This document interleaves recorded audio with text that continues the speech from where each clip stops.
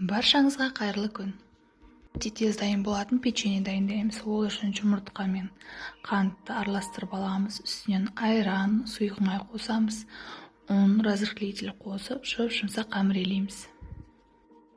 Қамырды бірден жайып пісірсеңіз де болады, немесе 10-15 минутқа қалдырып қойсаңыз да болады.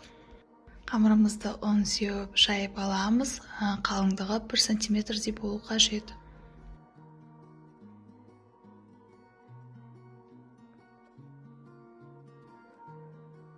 Бетіне құм шекер себеміз. Шпажканың немесе пышақтың көмегімен осылай кубик етіп, барлығын біркелкі етіп кесіп аламыз. Формамызға салып, 180 градуста 15-20 минут пісіріп аламыз. Өте дәмді, нәзік печеньеміз дайын болды. Міндетті түрде жасап көріңіз. Ас болсын.